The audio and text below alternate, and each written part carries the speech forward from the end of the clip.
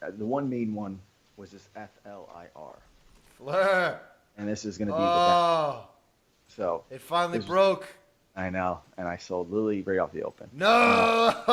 So so this is the name that we were watching this base. I got some up through 55, end of January. It pulled back, uh, did not break the real out, which was 51. And again, we focus on, these types of trades, we try to buy back up off of support. So it comes into support, doesn't break, and I bought back up through 53. So I had original stock at 55, stock pulled back in, I bought back in on the way up through 53, and I had like an average price of 54. Now, for me and for most people, this is kind of, getting into the tax time, and for me, it's just freeing up cash to, pay Uncle Sam.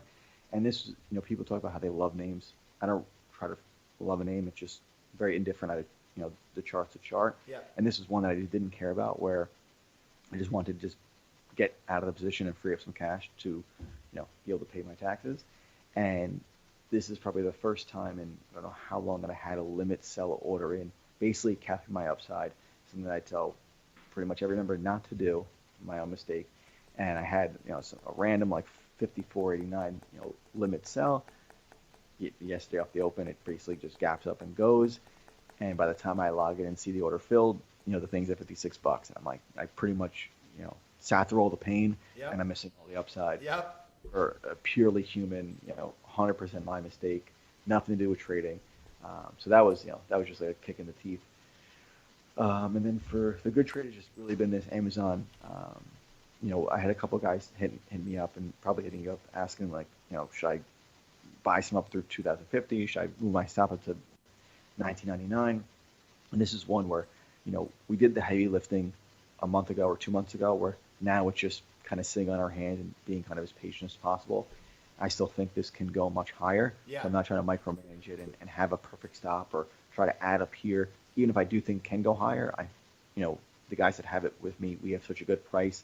It's just easier to let this winner really work and give it the time it needs than trying to, trade it and top tick, 2190 and then buy it back at 2000.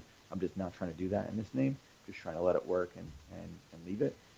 So those are the two main things for my good trade, bad trade. And that Amazon, I mean, it reminds me so much of this Microsoft last quarter, where it had a really nice macro pattern and it gapped out of it our earnings, and then it was just a leader all quarter, and then they had another great earnings report, and it ticked new all-time highs. It opened at new all-time highs yesterday at 190, when just a quarter ago we were buying 140. So that's kind of, I think, the type of trade you have to look for in this name. You got to keep a really wide stop. You can't focus on, because it's so expensive name, it's going to be up and down $50 every day. That's just how Amazon is.